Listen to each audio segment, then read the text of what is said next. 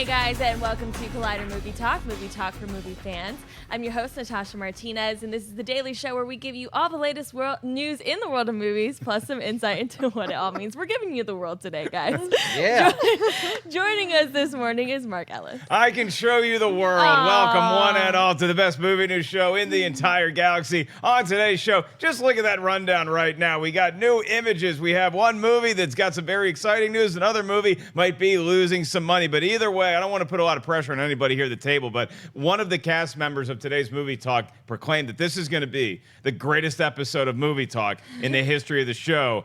I'm not worried, Natasha. I think we can pull it off. I'm not worried either. Okay, Perri Nemiroff is also joining us today. Oh, hi. That was Hi. a surprise. I didn't think I was going to be introduced next, but glad to be back. I finally recovered from wedding exhaustion. Not my own, obviously, but it was beautiful. Congratulations, Lonnie. You're not seeing this because you're on your honeymoon, but I'll show it to you later. How was the speech? How'd the speech go? You gave a speech. Crush it? Crushed Can't it. really remember that course. speech, but I heard some good things from It people was a great after. speech then. It was a great speech. I'm just going to keep telling myself that. Also joining us, Mark Reilly. Well, happy to be here. I wonder who it was that said that this was going to be the best show today on Collider Video. I wonder. It could have been your mom, because I know that your mom's very excited. If you guys want hot deals on Hamilton tickets, hit up Mrs. Reilly, because she knows a guy who knows a guy who knows somebody who's going to be outside the Pantages Theater scalping them. So Mrs. Reilly, looking at you. $10 Hamilton tickets. Yeah. Get them while they're still hot. We have a whole lot of news to get to today. And speaking of the Reilly family, occasionally I'll get a text from one of them, whether it's his mom or his dog Cal, or even Mark Reilly himself, and they have some breaking news. They have some news that I wasn't aware of that we don't even have time to put in the rundown, and that just so happens to be the case today, because right before we went live last night on Schmoes, you told me about this story that was reported in Deadline that seems like something that is fantasy, but it actually is reality, is that there's a film coming out in a matter of weeks, months. December 22nd is the limited release date for the movie titled what? All the Money in the World. All the Money in the World, Yeah, and yeah. it stars, you got your Michelle Williams in there, you have a lot of stars, but you also have Kevin Spacey, the much maligned, creepy actor who's been accused by multiple people in different walks of life of sexual harassment, particularly the harassment of young boys dating all the way back to the mid-1980s, so nobody wants anything to do with him.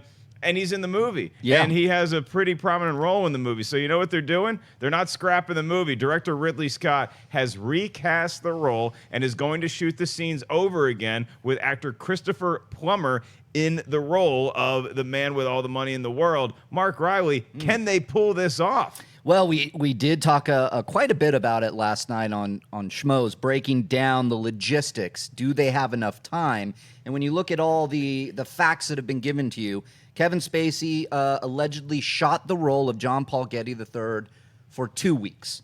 So 2 weeks tells us that it might not be a huge part. Like if you were Mark Wahlberg and Michelle Williams star. Michelle Williams, it looks like it's her movie. So if you recast her, you're reshooting the entire movie. Same with Wahlberg.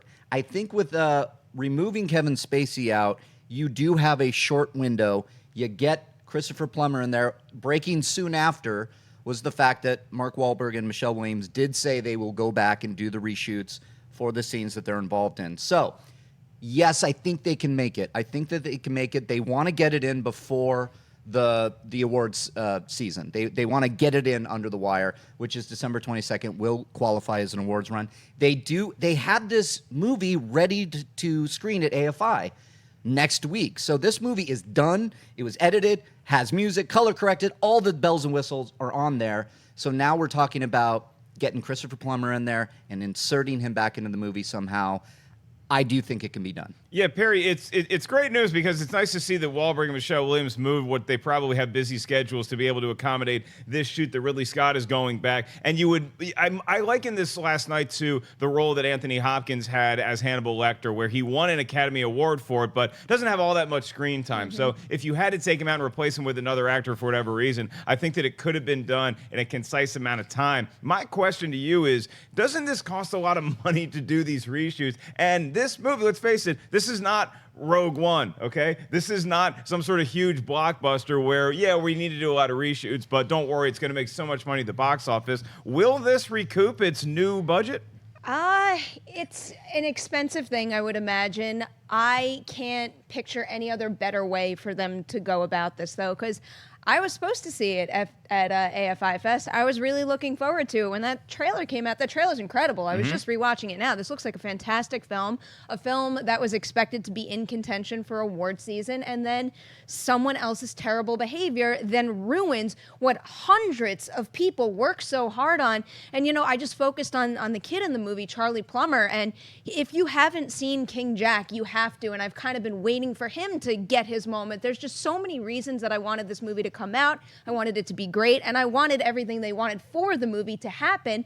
And then something happens that's out of your control, and they're in a position right now where they can't just say, okay, let's take our sweet time reshooting this, because there's an FX series about the same subject matter that's supposed to come out early next year. So if that comes out and is incredible, that right then and there could decimate their Oscar chances. And it's not that Oscars are the most important things in the world, but when you have a whole bunch of people that put in their blood, sweat, and tears into making a movie, you don't really want to torpedo everything that they worked on because of somebody else's bad behavior. So really, even though it seems like an impossible task to me, keeping that release date when we're already a week into November, good on them for trying. One of the source articles I read said that everybody, Ridley Scott, the producers, the cast, the crew, everybody came together and said, you know what? Okay, we're going to do this. So good on them, and I hope it works out. Yeah, that's my takeaway from this too, Natasha. Isn't it nice to know, with like all of the sordid tales and the deplorable behavior that's circling Hollywood right now, that you do have a group of people that are all going to get together and rally for a cause for making this movie and totally cutting the one scumbag out of it. Absolutely. I could not be more proud of Hollywood right now because,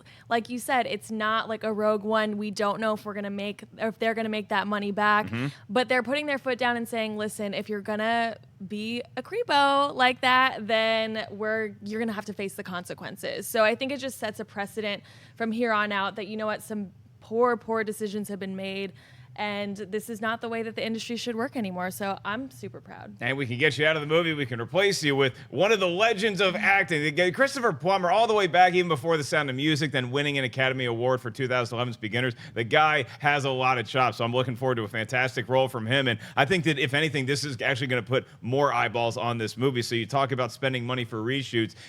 More people are going to be talking about this movie, I think, than they were previously. So we'll wait and see how that all plays out. The movie comes out in a limited release December 22nd, just in time for awards consideration. Let's move on to our first official topic, which involves some. We'll see. We'll talk about this, Black Adam. Okay. According to The Wrap, it looks as though Suicide Squad 2 could be the movie that will serve as Dwayne "The Rock" Johnson's introduction to the DC universe. The trade reports that the current plan for the sequel is for the members of Suicide Squad to be tasked with tracking down a weapon of mass destruction, a weapon that happens to be Black Adam himself, the villain best known in DC Comics as the main nemesis of Shazam. Suicide Squad 2 is reported to be going into production in October 2018. However, a release date has not been announced. Mark, what do you think about Dwayne "The Rock" Johnson's Black Adam possibly showing up for Suicide Squad 2? Well, I would certainly sign up for it. I mean, Suicide Squad had its share of problems. I was enjoying watching the Suicide Squad in the movie. I just didn't like the movie that they were in all that much. And so if you tell me that Black Adam is going to be making a cameo in here, or even have a small role in the film that leads into what we're going to be seeing from Shazam, it makes a lot of sense, Perry, because The Rock is arguably the biggest movie star on the planet right now. So having him appear in Suicide Squad 2, I would be all for it. However, I don't have a lot of sources, guys, okay? I don't have a lot of friends in this industry. To be honest with you, I don't really care. I'm never the guy that cares about being on the forefront of, what's happening, what's moving and shaking in Hollywood. Once the news is actually reported, I love talking to you guys about it and dissecting it and prognosticating future events, but I do have a source, I'll say, that is close with The Rock and The Rock's people, and I heard that this report was refuted by them. So I don't know what to believe at this point, Reilly. So if you want to get your hopes up for Black Adam in Suicide Squad 2, have at it. I am just, I have my reservations about whether this is actually going to come to fruition. It's not a commentary on The Wrap or any of the reporting there, because you hear things all the time, but just what I've heard from my personal camp is that this might not come to pass. Mark Reilly. Well, yeah. Until it comes from an official studio release or even The Rock himself, who just confirmed the writer of Black Adam. He just responded to a tweet. He said, "Yep, this is the writer." The Perri, you probably know the writer better than me. The name is escaping me. So The Rock does confirm certain things here and there. And until he were to come out and say, "Yep, I'm going to be in Suicide Squad 2," I am still waiting. So when you say you have a source, I listen because I know you, Mark Ellis. Well, Smart guy, you know people, and you don't give yourself enough credit. You are a mover and a shaker. My sources are the wait staff at Buffalo Wild Wings. Yeah, I mean, but if you look at the report and you think about the story and you think about certain things that The Rock has done, this does make a lot of sense. It sounds very cool. I personally liked the report of thinking his Black Adam would be the weapon of mass destruction that the Suicide Squad has to go find, whether it's the tomb of Black Adam and he's the MacGuffin of the movie, and then we only see Black Adam at the very end of the movie, and that sets up Shazam.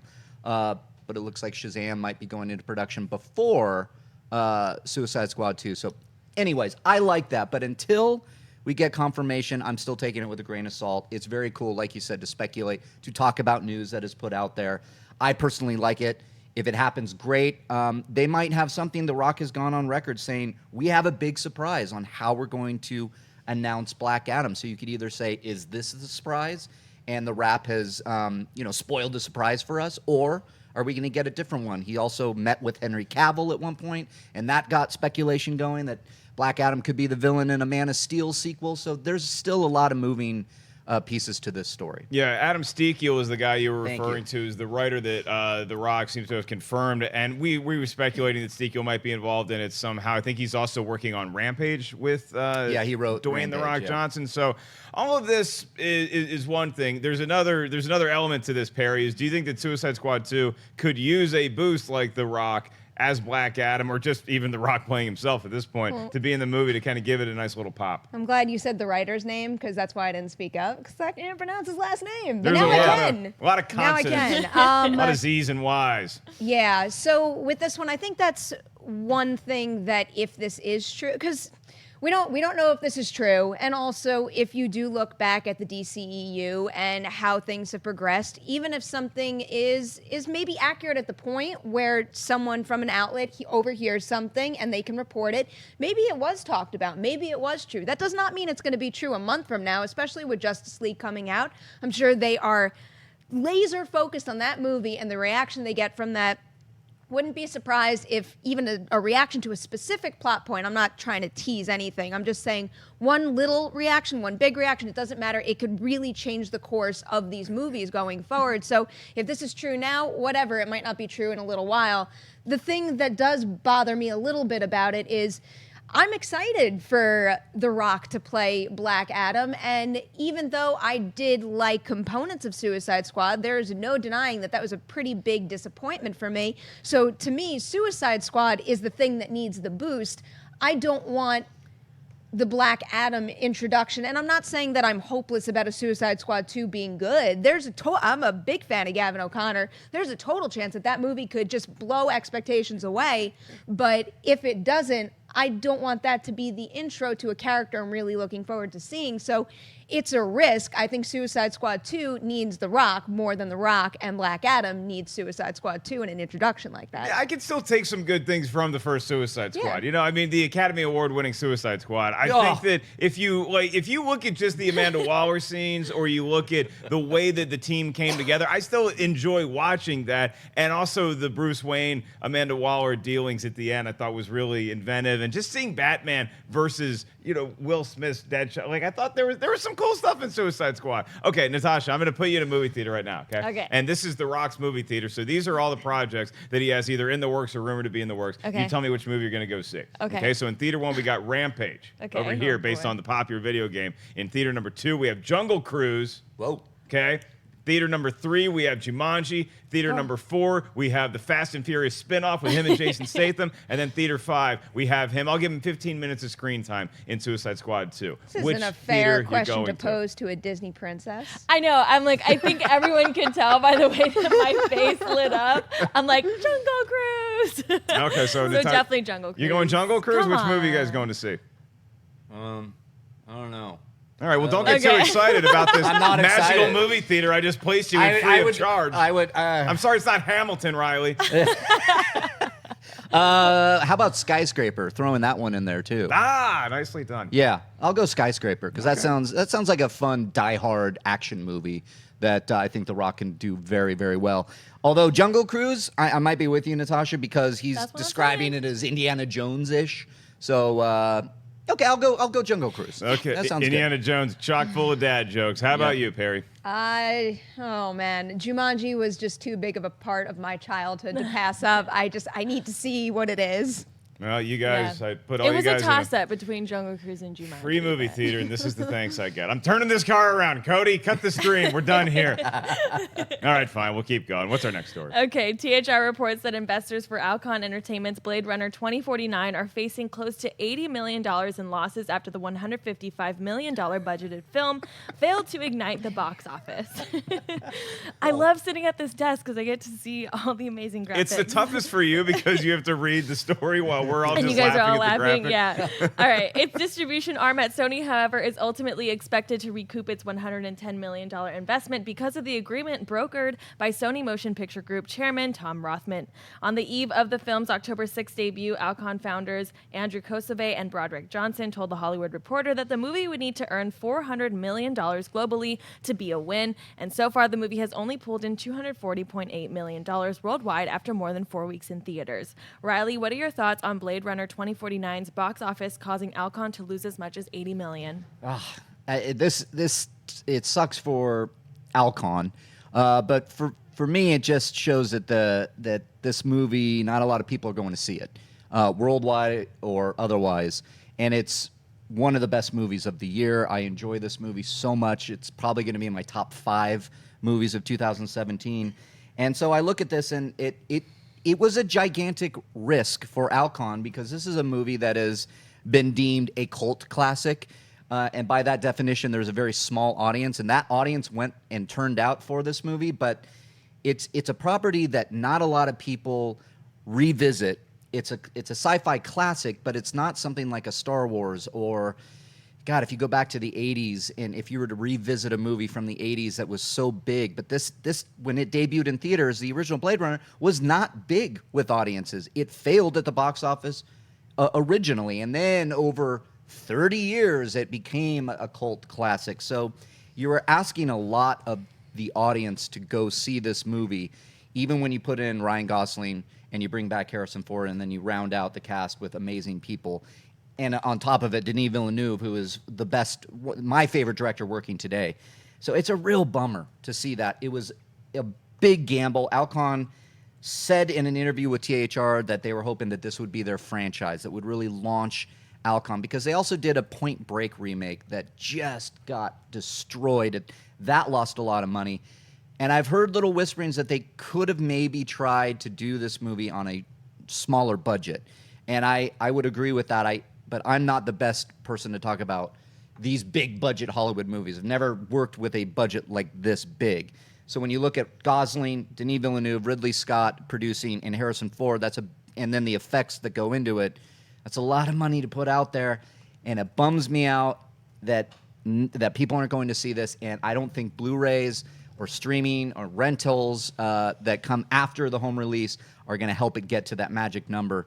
It's a big bummer. Yeah, Blade Runner 2049 is a movie that I really like. It might make it into my top 10 of the year as well. I was very happy when I saw the movie. It made me watch the first Blade Runner right before I saw the second one. But Perry, people did go see 2049. They did. They showed up and they went to go see the movie. It didn't crush at the box office, but I'm sorry, if you're going to sink $400 million, or that's how much you need to make it a win. That's too much money to spend on a movie like this, even if you have Denis Villeneuve and you have Harrison Ford and Ryan Gosling. When was the last time Harrison Ford opened a movie that he was not playing a character named either Han Solo or Indiana Jones that it crushed at the box office? Ryan Gosling is not a star that's going to open a movie to $100 million. Denis Villeneuve is a great director, but his name alone is not going to open a movie huge, even with all of this combination and the title Blade Runner 2049.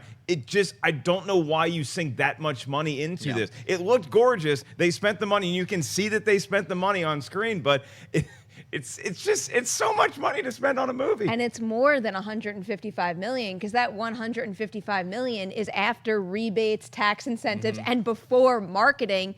They marketed the crap out of this movie. They tried so hard. And, boiling it down to the most simplistic thing imaginable is what makes me so sad about this is, in my mind, at least, they did the impossible. I have not been a huge Blade Runner fan. I'm not part of that cult following, and I was not all that into it until just recently when I discovered the final cut, thanks to Schnepp. But the fact that they managed to pull it off and do it so freaking well, and it still couldn't get them enough money, that makes me sad. And even though I don't think that spells doom and gloom for everything that could be put in this category, there's no doubt that some financiers out there will be, well, look what happened to Blade Runner 2049. Doesn't matter how good you make it, it might still happen again. And I don't want to see that happen. Then also we have the film's Oscar chances. If it has this much of a loss, there is no doubt that that's going to take away some of its shine a little. And even though I did not love the movie as much as everyone, I really liked it. Is it going to be in my top 10?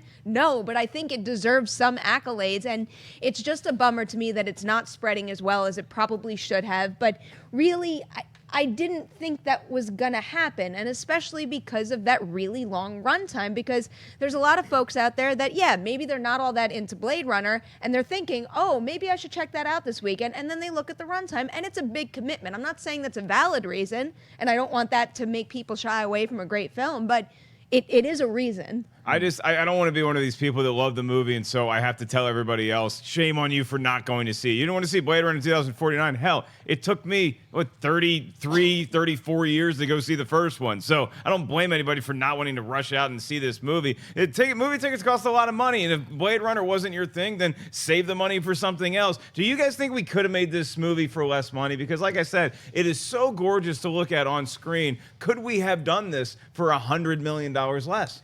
It's impossible to say unless I saw a breakdown of the entire budget and where exactly that money went. I could tell you that when I watched the movie, I see production value all over the place. If I took a penny away from it and I didn't get a certain little element that I loved, I would have been bummed, because really, I kind of can't imagine this having looked any better than it does. And that's what a big budget can do for you if you use it well. And that money that they had, it's a lot, but they used it well, and I see it on screen. Yeah, it's gorgeous. It was used well, but I look to another movie in Denis Villeneuve's repertoire, which is Arrival, which is listed here, budgeted at $47 million. So, and that is a gorgeous movie. That movie had the effects, had the acting, but granted, it's set kind of in today's world and not a futuristic kind of post-apocalyptic world. So, and then you have Roger Deakins coming in for Blade Runner and doing these wonderful shots, and everything is gorgeous. I still think you could have got this down, maybe $100 million, maybe under that, but then you factor in the marketing cost.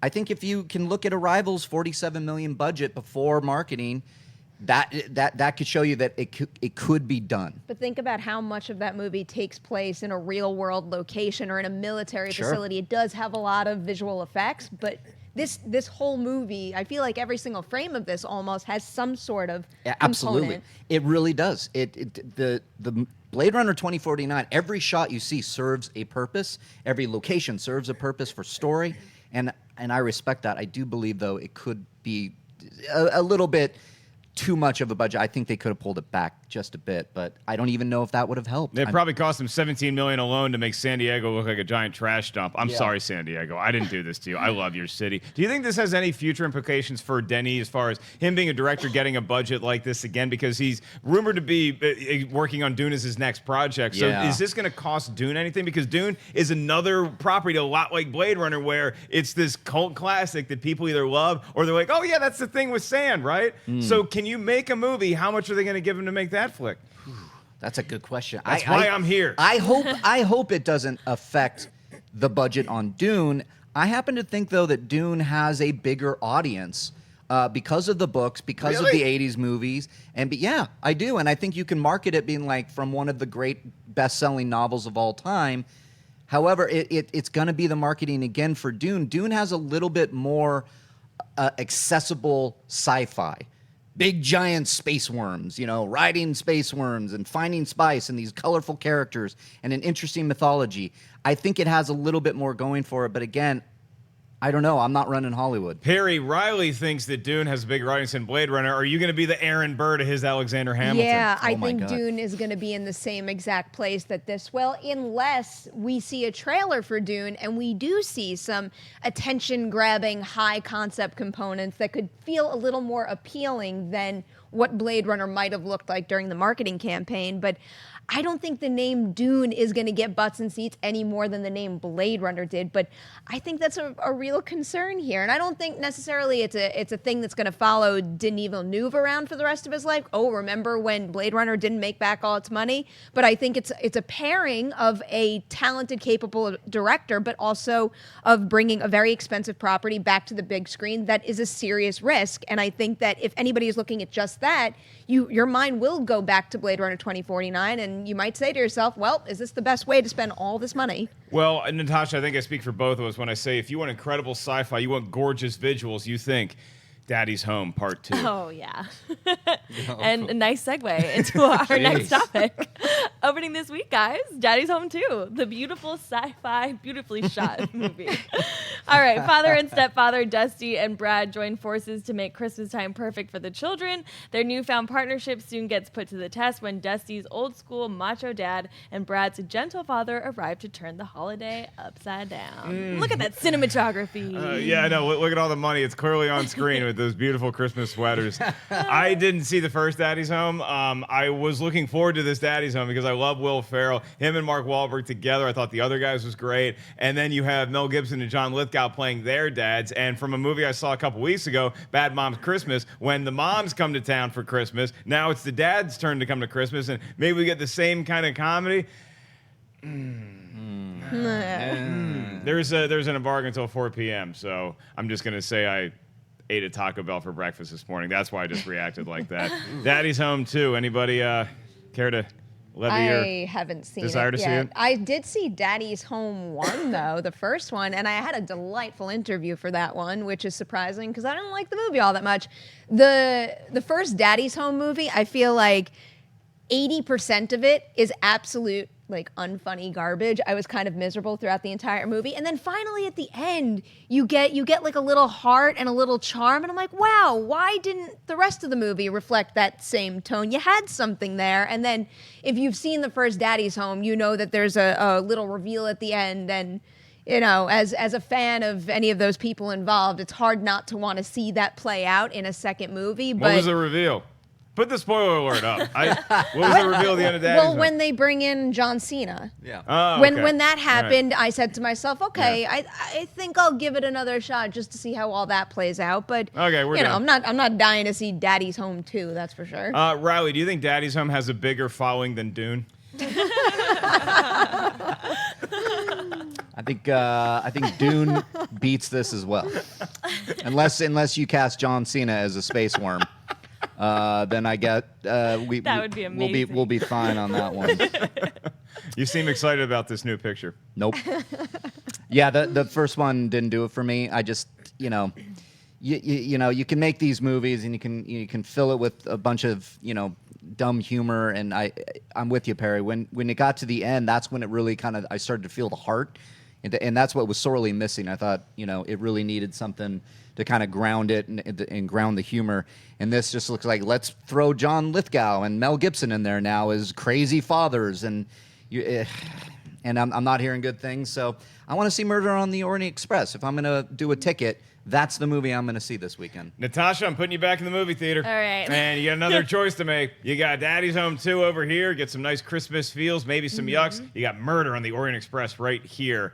Where are you going? Hands down, Murder on the Orient Yeah. Express. I mean, come on. I didn't see the first Daddy's Home.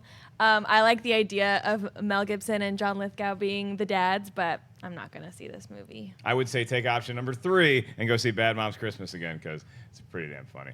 I liked it. We're going to move on to buy or sell. This part of the show, we will say whether we buy or sell a premise given to us by Natasha. And our first one might include, just get the spoiler thing ready, okay? Don't hit it yet. Don't hit it yet. Just practice it because people get very touchy about this next movie. Please proceed, Miss Martinez. Okay. As production continues on M. Night Shyamalan's highly anticipated Glass, the upcoming film that is a sequel to both Unbreakable and Split, the first set photos have landed online featuring Samuel L. Jackson's character Elijah Price, aka Mr. Glass. The movie will reteam Jackson with his Unbreakable co-star Bruce Willis, alongside returning members from Split in James McAvoy and Anya Taylor-Joy. Glass is set for release on January 18th, 2019. Perri, buy or sell the first look at Samuel L. Jackson in Glass? I buy Samuel L. Jackson returning as Elijah for Glass. I sell these stupid pictures. I don't care. I brought this up a bunch of times whenever talking about paparazzi style set photos. It's not fair. It's not the first official look at his character. It's some cameraman hiding in a bush who got a couple shots of him while he's getting ready to do a scene. This is not how I wanted to see him back in this role. All right, the costume looks cool, whatever. I guarantee you when I see my first official still from this movie, as selected by M. Night Shyamalan, it's going to get me way more excited. And I look at this image and it's like, even though it's not all that telling, it does tell enough that I didn't really want to know just yet. Well, that's why we're not running the picture for you guys. If you want to go follow the rabbit hole on the internet, the pictures are out there. But Reilly, Perri makes the great point that unless it's like official studio released image, it just feels a little, really? You had to take that picture and put it out there? I saw somebody found the Millennium Falcon on Google Images this morning, and like they found where it was, where it's being located, where they're shooting. It's like it's some golf course in Surrey, England, and they could tell from Google Maps because it's like looking down over it, and it's clearly the Millennium Falcon. Like there's a bunch of trailers like around it guarding it, but you look over it and it's like, yeah, I know what that is. So Google Maps ruins a lot of things. And then back to this thing. Yeah. The Glass picture. Yeah, I saw these pictures from Google Maps, and it was, from that far, it was not a good representation of the movie. I agree with you. It's tough when you have these images go online and all the major sites that we are a part of cover these things, and then you get people tweeting and asking, talk about it. I mean, I'm with you, Perri. I do buy the images, however. I think he looks fantastic, whether it's official or not. I immediately saw them and went, there's Samuel Jackson, Mr. Glass, and I'm excited to see him back. But, yeah. Perri, did you catch that? Yeah. Perri can't hang right now, so I'm gonna.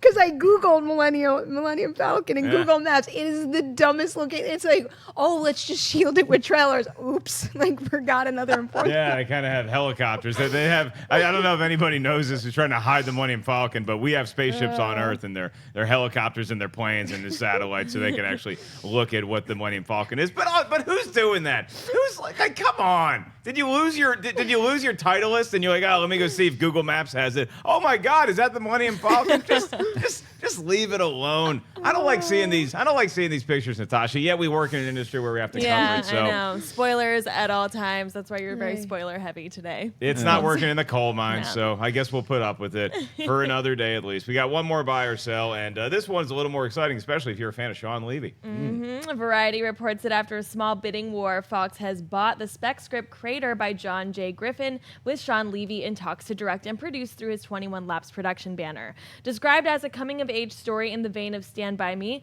Crater is set on a moon colony, and after the death of his father, a boy growing up on the colony takes a trip to explore a mysterious crater along with his 4 best friends. A release date has not been set at this time. Mark, do you sell Shawn Levy producing and directing the movie Crater? I saw, was that a Google image of Shawn Levy? Does he not have any like official production material? It's a little blurry. That's all I'm saying. We have a great graphics department here. I love you, Ray.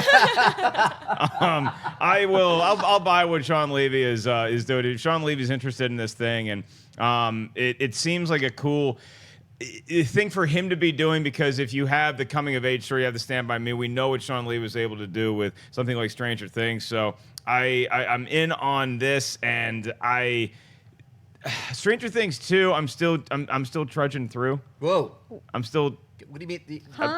I'm about to hit episode 7, and I'm just like, all right, but it feels like more of a marathon than I thought it would be. I thought I'd get through them like that, and I'm losing my desire a little bit, but that's neither here nor there. I'm buying Crater. Perry? Oh, I got so distracted by that comment. I'm not surprised. I have heard that from some, but I can tell you I needed every second of that season I could get, because it felt like we just blew through all those episodes way too fast. Yeah. And I loved it. But anyway, the second I read this article and it said a coming-of-age story in the vein of Stand By Me, I am sold. I don't care about anything else.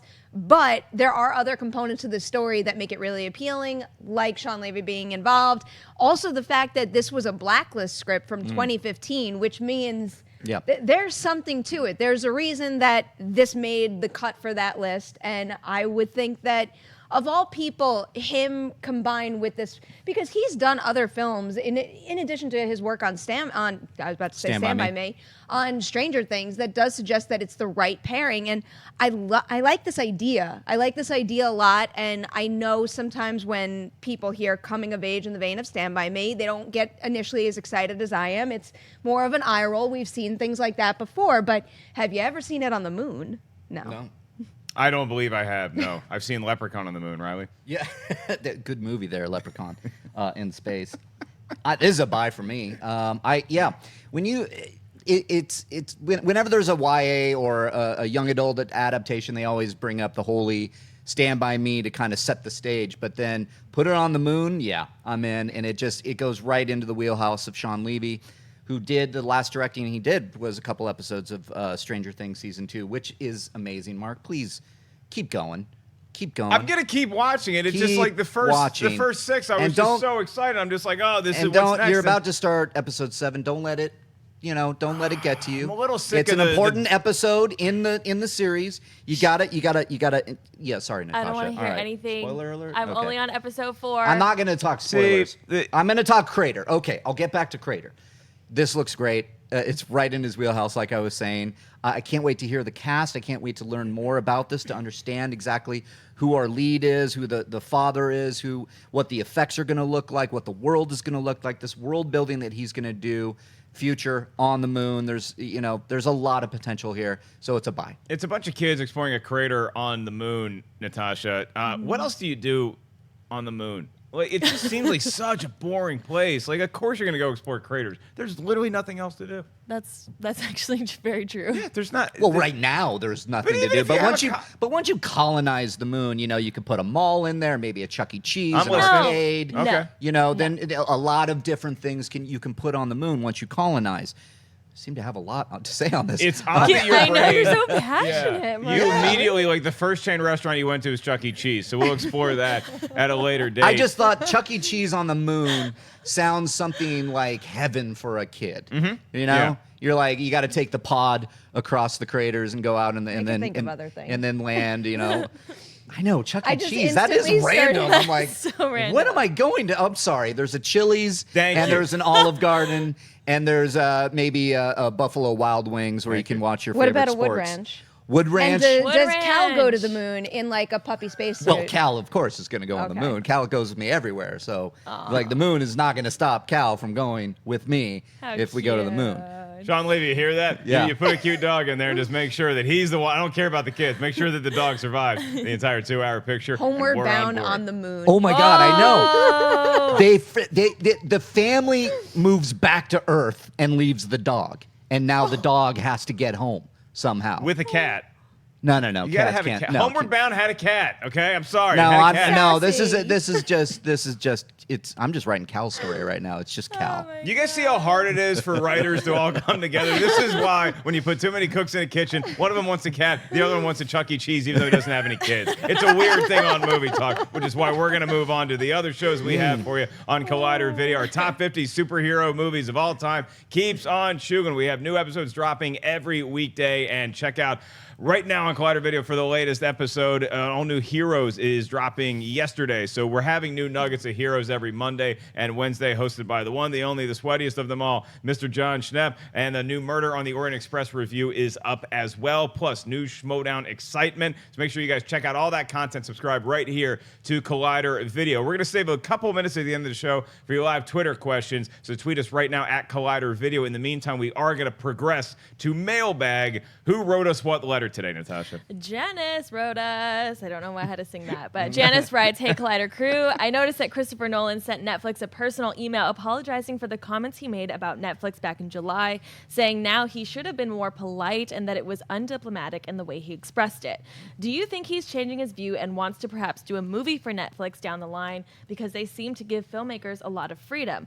Just a thought I had and would love your take. Keep up the great work." Thank you, Janice. It's a great question because, I mean, look, every so often you just have to cover your ass in this industry because you don't know where it's going. I agree with Christopher Nolan that a movie like Dunkirk should ideally be experienced in a theater, but he's right. The way he expressed it, it seemed a little ivory tower-ish. Like, oh, why can't everybody just go to the movie whenever they want to see it and pay money for that and popcorn and soda and bring their 3 friends and parking and all that stuff? Sometimes Netflix just an easier option, so I don't fault anybody for wanting to just stay home like I prefer to do and watch a movie on their TV without all of the hustle and bustle of modern society. But Perri, do you think Christopher Nolan could be actually interested in doing a flick for Netflix, or is he staying in the movie theaters? No. Because the quote that article came from also came with a follow-up quote where he said that he still believes what he said before. It's about the way he expressed it. And I love this story because good on him for having an opinion, expressing his opinion, but then being able to backtrack and said, oh, I might have expressed that in the wrong way, because everyone in this world is allowed to have different opinions as long as you express them politely. Netflix is going to have Inception, the series, Reilly. Yay or nay? Well, yay! If there's an Inception series on Netflix, I'll watch that. But that's not going to happen, though. And neither is Christopher Nolan going to do a movie for Netflix, because if you also talk about Quentin Tarantino, that is shopping around his Manson movie, and all the major studios are bidding on this. 2 studios stand out in Netflix and Amazon, and that is not part of the equation for Quentin Tarantino because he is a cinephile. He wants his movies on the big screen in a theater where opening night you can go and it's not available anywhere else, and that is Nolan as well. Nolan likes his movies in theaters. He made a point to say that. You're right, Perri. I love that he apologized. But he went back and said, no, but I stand by what I say. He gave credit where credit is due. He said it's revolutionary what they're doing. I should have acknowledged that. However, I believe in what I believe in, and I want people to go see it in movie theaters. It was a big thing that happened when he came out and said this. Even Ava DuVernay comes in and says, what if your movie isn't playing in a theater anywhere in the vicinity that somebody wants to see your movie, and it's only available on Netflix? That was a great question that she brought out there. She is a big believer in this medium. So it's fine. To each their own. I admire Nolan for standing by what he said and remaining one of the filmmakers that says, nope, if you want to see my movie, you're going to go have to see it in the theater. And I respect that. And I also respect that he apologized and gave credit to Netflix. So now everybody can be happy. Are you also saying that the Netflix Inception series is just a dream? No? Yeah. All right, we'll go to live Twitter questions. Yeah, that was... You guys win this round. Okay. No, it was a good one, though. That was good. It's okay.